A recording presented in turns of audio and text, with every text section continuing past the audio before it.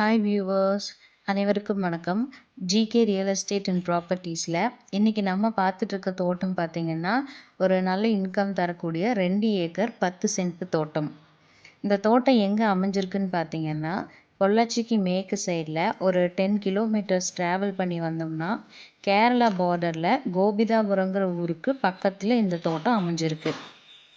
இந்த தோட்டம் பார்த்திங்கன்னா கேரளாக்குள்ளே இருக்கிறதுனால டாக்குமெண்ட்டும் கேரளா டாக்குமெண்ட்டு தான். இந்த தோட்டத்தில் 140 தென்னை மரங்கள் இருக்குது. மரங்களோட வயசு பார்த்திங்கன்னா 20லேருந்து 25க்குள்ளே இருக்கும். எல்லா மரங்களுமே பார்த்திங்கன்னா நல்ல காப்பில் இருக்கக்கூடிய மரங்கள். அது மட்டும் இல்லாமல் தென்னை மரங்களுக்கு இடையில் பார்த்திங்கன்னா 5 வகையான மாமரங்கள் வச்சுருக்காங்க. மாமரங்களும் பார்த்திங்கன்னா காப்புக்கு வரக்கூடிய ஸ்டேஜில் தான் இருக்குது. இங்கே நல்ல தண்ணீர் வசதி இருக்கக்கூடிய இடம். கேரளாவில் பார்த்திங்கன்னா எப்போவுமே மழை இருந்துக்கிட்டே இருக்கும். அதனால் தண்ணிக்கு பிரச்சனையே இல்லை.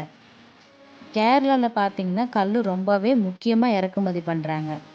அதனால் கல் பார்த்திங்கன்னா நல்ல வருமானம் தரக்கூடியது. கவர்மெண்ட்டே கல் இறக்கறதுக்கு பணம் தர்றாங்க. 140 தென்னை மரத்தில் ஒரு சீசனுக்கு 70 மரங்கள் கல்லுக்கு கொடுத்தா 3 வேளையும் கல்லுக்கு இறக்குமதிக்கு ஒரு மரத்துக்கு 700 ரூபாய் கொடுக்குறாங்க. அப்போ 70 மரங்களுக்கு பார்த்திங்கன்னா கிட்டத்தட்ட மாதம் 50,000 ரூபாய் வருமானம் வரும். பேலன்ஸ் 70 மரங்கள் தேங்காய் போட்டுக்கலாம். அடுத்த சீசனுக்கு அடுத்த 70 மரங்கள் கல்லுக்கு மாற்றி விட்டுக்கலாம். மாமரங்கள் மூலமாகவும் நமக்கு நல்ல வருமானம் இருக்குது. இதில் பார்த்திங்கன்னா கொஞ்சமாக மொந்தன் வாழை வச்சுருக்காங்க. நாம் வேணும்னா பாதி தோட்டத்தில் வாழை மரமும் வச்சுக்கலாம். வாழையும் பார்த்திங்கன்னா நல்ல இன்கம் தரக்கூடியது. இந்த தோட்டம் பார்த்திங்கன்னா தார் ரோட் பேஸில் அமைஞ்சிருக்கு. தண்ணீர் வசதி பார்த்திங்கன்னா தனி போர்வெல் இருக்குது. 7.5 ஹெச்பி ஃப்ரீ சர்வீஸ் இருக்குது.